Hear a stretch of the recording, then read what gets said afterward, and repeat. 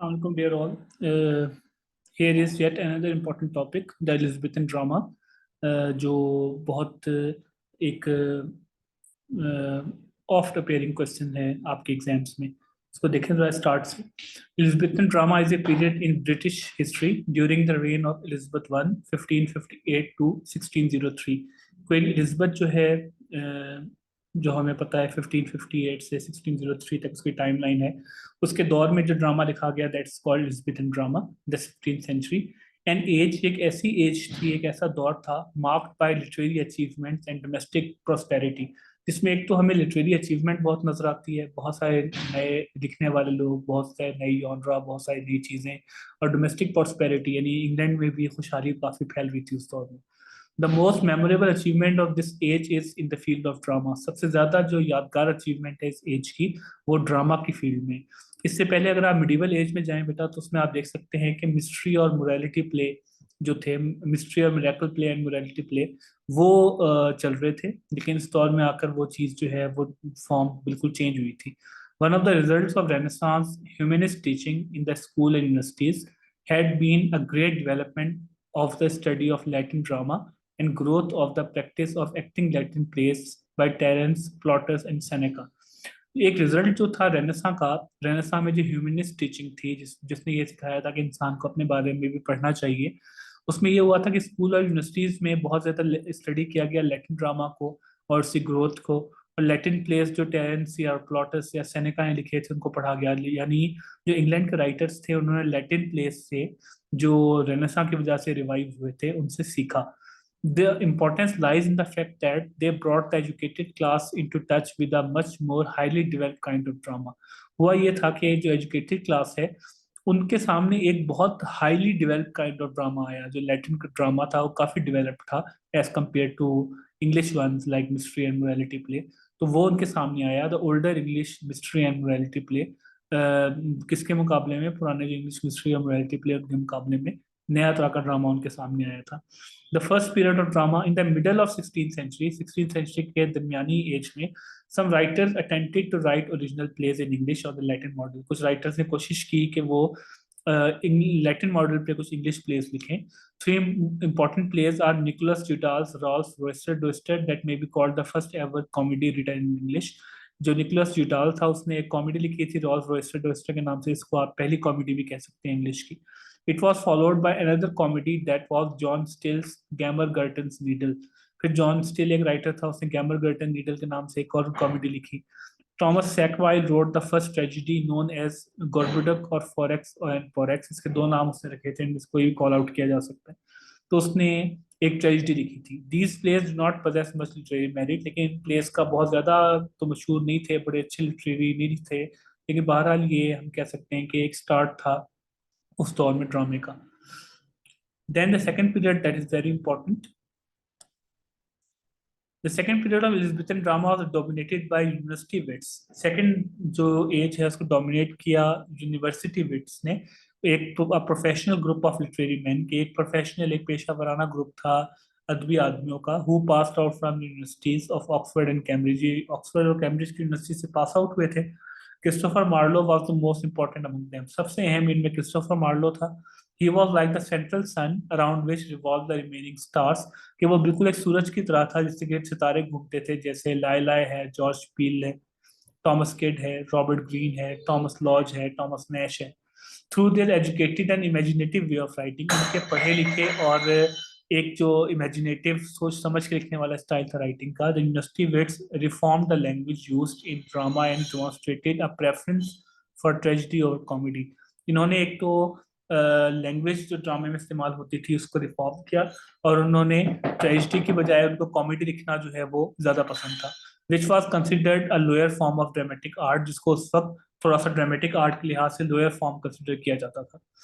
इसके बाद we would talk about the individual contributions of university wits. हर किसी ने क्या क्या कंट्रीब्यूट किया इसको आपने देखना है. Robert Greene is known for his powerful romantic settings and liberal use of blank verse in his comedy. पहला जो है रॉबर्ट ग्रीन, वो मशहूर था अपनी एक तो पावरफुल रोमांटिक सेटिंग्स उसके नॉवल में आपको नजर आती हैं, और काफी लिबरली उसने यूज किया था ब्लैंक वर्ड्स को अपनी कॉमेडीज में. जिसको हम iambic pentameter भी कहते हैं. Though weak in terms of characterization, actually जो उसकी ड्रामा के अंदर कैरेक्टराइजेशन थी, जो करेक्टर डेवलप करना, कोई करेक्टर बनाना, उसको एंड तक पहुंचाना, वो वीक था. His place offered humour and imagination, लेकिन उसके प्लेस में मजाक और इमेजिनेशन मौजूद थी.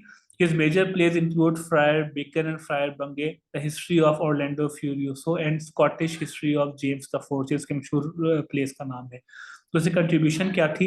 एक तो romantic settings, liberal use of blank words और थोड़ा ह्यूमर और इमेजिनेशन उसने अपने प्लेस में ऐड किया था. Then we have Thomas Kyd, used a well constructed plot and forceful dialogue in his revenge play. उसने रिवेंज प्ले लिखना शुरू किए थे, जो एक बदला लेने वाले प्ले होते हैं. उसका प्लॉट जो है उसने बड़ा वेल कंस्ट्रक्टेड रखा और उसके डायलॉग्स बड़े फोर्सफुल होते थे, बड़े मतलब पावरफुल डायलॉग्स में लिखे. For example the Spanish tragedy became popular due to its horrific plot which included murder. क्योंकि जो रिवेंज प्ले उसने लिखना शुरू किया था, एक स्पेनिश ट्रेजेडी के नाम से मशहूर उसका वर्क था, उसका प्लॉट बड़ा हॉरिफिक है, खौफनाक सा, जिसमें उसने मर्डर वगैरह भी शामिल किया. He influence Shakespeare and other Elizabethan dramatist, और इन चीज़ों के लिहाज से वेल कंस्ट्रक्टेड प्लॉट और डायलॉग रिवेंज प्ले का, उस लिहाज से उसने शेक्सपियर को और जो बाकी एलिजाबेथन एज के ड्रामेटिस्ट थे उनको मुतासिर किया था. Thomas Lodge, believed to have collaborated with Shakespeare on Henry VI, is famous for his prose romance Rosalinde. Thomas Lodge एक और यूनिवर्सिटी विट्स में से जिसने कहा जाता है कोलैबोरेट किया था शेक्सपियर के साथ हेनरी सिक्स लिखने के लिए. वो भी अपने प्रोज रोमांस की वजह से मशहूर है.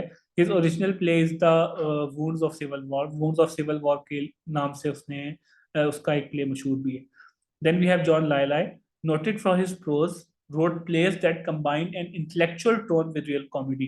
कि उसने ऐसे प्लेस लिखे थे जॉन लाइलाई ने कि उसने कॉमेडी के साथ साथ जो इंटेलेक्ट है, जो जहानत है, वो भी ऐड कर दी थी. Mixing of humour and romance served as an inspiration for Shakespeare. और उसने एक और काम किया था कि उसने अपने प्लेस में इंटेलेक्ट, जहानत तो थी लेकिन उसने मजाक को और रोमांस को आपस में मिक्स कर दिया था, जिसने शेक्सपियर को बड़ा इंस्पायर किया बाद में. Lila's important plays are Compaspe and Endymion, Women in the Moon. ये सारे उसके plays के नाम हैं. Then we have Thomas Nash. Thomas Nash exposed the social situations of the period through the use of satire in plays. Thomas Nash जो है उसने satire use किया था, जो हमें नजर आता है. सटायर बहुत ज्यादा कॉमन हुआ था ऑगस्टन एज में आके. तो ऑगस्टन सटायर के नाम से हमने डिस्कस किया था बेटा अपनी आउटलाइन में. तो उस वक्त ये पीक पे पहुंच गई थी, लेकिन ये टॉमस नैश ने उस दौर में सटायर इस्तेमाल किया. उसके कुछ वर्क्स के नाम आगे गिवन है जो आप देख सकते हो. Then we have George Peele. George Peele's plays are not only absurd and satirical but also romantic. उसके जो प्लेस थे वो एब्सर्ड भी थे, अजीबोगरीब, सेटेरिकल भी थे, लेकिन साथ साथ वो रोमांटिक भी थे. The best ones being the famous chronicle of English Edward अगस्त के प्लेस के नाम है, वो आप देख सकते हैं. As a poet he handled blank words with ease and had a good sense of humour and pathos. उसने ब्लैंक वर्ड्स को बड़ा आसानी से हैंडल किया, और दूसरा वो ह्यूमर एंड पैथोस को, यानी जो मजाक है और जो गम है, उनको आपस में बड़ा अच्छा मिक्स कर सकता था. Then we have Christopher Marlowe, very important. Christopher Marlowe was the greatest of university wits. ये यूनिवर्सिटी विट्स का पूरे ग्रुप में सबसे अजीम तरीन था, due to his significant contribution into English tragedy. कि उसने इंग्लिश ट्रेजिडी जो है उसने बड़ा कंट्रीब्यूट किया था. बाकियों ने नॉर्मली कॉमेडीज की तरफ ज्यादा ध्यान दिया, इसने ट्रेजिडी की तरफ ध्यान दिया था. ही established the dramatic blank words that were later perfected by William Shakespeare. उसने ब्लैंक वर्ड्स का जो इस्तेमाल था उसको काफी ज्यादा डेवलप किया था, जो बाद में जाहिर है परफेक्ट किया विलियम शेक्सपियर ने. He replaced the Senecan motive of revenge with the theme of ambition. वो जो एक सेनेकन मोटिव था, सेनेका एक राइटर था, उसका जो मोटिव था रिवेंज प्लेस का, कि रिवेंज होना चाहिए, उसको उसने रिप्लेस कर दिया एम्बिशन से, के बजाय से कि आप बदला लेते फिरें, आप अपने आप को इतना बेहतर करें कि आपसे बेहतर कोई ना हो. His concept of tragic hero was marked by certain flaws. उसका जो कंसेप्ट था अपने हीरो के बारे में वो ये था कि हीरो में कुछ ना कुछ जो फ्लॉज हैं वो होने चाहिए. सच एज एन ओवरवीनिंग एम्बिशन, जैसा कि वो कोई ऐसा एम्बिशन रख ले जो बहुत ज्यादा ही डिमांडिंग हो, जिसके लिए उसको मतलब कुछ भी करना पड़े. Marlowe use blank words as medium in tragedies. अपनी ट्रेजिडीज में उसने ब्लैंक वर्ड इस्तेमाल किया. आगे उसकी ट्रेजिडीज के नाम है. He introduce heroes who were man of great strength. उसने ऐसे हीरोज अपने बनाए जिनमें बड़ी ताकत होती थी, possessing the Renaissance characteristics of insatiable spirit of adventure and desire. और उसके तमाम हीरोज में वही जो एक रेनेसां वाली एक करेक्टरिस्टिक है कि उनकी जो स्पिरिट है वो कभी भी मतलब उनकी प्यास बुझती नहीं थी एडवेंचर की और डिजायर की, वो उसने शो की. He actually built the solid foundation on which Shakespeare built grand edifice. आप ये कह सकते हो कि उसने एक बड़ी स्ट्रांग फाउंडेशन बनाई थी जिसके ऊपर शेक्सपियर ने फिर अपना पूरा महल या पूरा जो एक उसका लिटरेरी दौर वर्क का वर्क था वो उसने सारा बिल्ड किया. The contribution of university weights resulted in a radical transformation in Elizabethan drama due to a combination of artistic merit and intellectual arrogance. जो यूनिवर्सिटी वेट्स थे उन सब ने जब लिखा तो वो एक बड़ी इनकलाबी तब्दीली आ गई एलिजाबेथन ड्रामा में, क्योंकि एक तो उनकी जहानत और जाहिर है उनकी जो इंटेलेक्ट थी वो मैच हो गई थी. They ridiculed other playwright without university education degree. उनका एक काम ये भी उन्होंने किया कि उन्होंने ऐसे राइटर्स जिनका डिग्री नहीं थी या यूनिवर्सिटी नहीं गए थे उनका मजाक भी उड़ाया. They had a profound influence on William Shakespeare, who later redefined English drama. इन सब का असर बहुत ज्यादा हुआ विलियम शेक्सपियर पे, जिसने बाद में इंग्लिश ड्रामा को रीडिफाइन किया. William Shakespeare, one of the greatest dramatist, हम सब जानते हैं. The greatest of all Elizabethan dramatists was Shakespeare, in whose hand the drama reached its climax. आप ये कह सकते हो कि विलियम शेक्सपियर के हाथ में ड्रामा अपने पीक पर पहुंच गया. He put a new life into old familiar stories with his marvelous imaginative and creative mind. उसने पुरानी पुरानी स्टोरीज जो है उनमें नई जान भर दी अपने बहुत शानदार इमेजिनेशन से और अपने तख्लीकी दिमाग से. As we do not know much about his life, हम लोग एक्चुअली उसके लाइफ के बारे में ज्यादा नहीं जानते.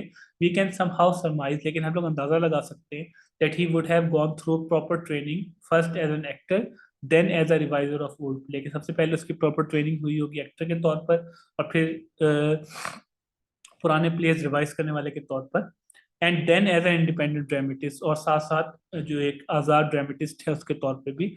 He was undoubtedly a gifted person, but he could not have reached such height without proper training. वो बेशक गिफ्टेड पर्सन था लेकिन ट्रेनिंग के बगैर वो यहाँ तक नहीं पहुंच सकता था. We all know that. सबसे पहले उसका फर्स्ट पीरियड है 77 से 93 तक. This was the first period of early experimental work. ये तजुर्बाती काम उसने स्टार्ट किया था. इस पीरियड में उसने अपने पुराने प्लेस जैसे हेनरी सिक्स है, टीटस एड्रोनिकस है और दूसरे प्लेस उनको रिवाइज किया. इसके अलावा उसने कुछ कॉमेडीज लिखी जिनका नाम आपके सामने है.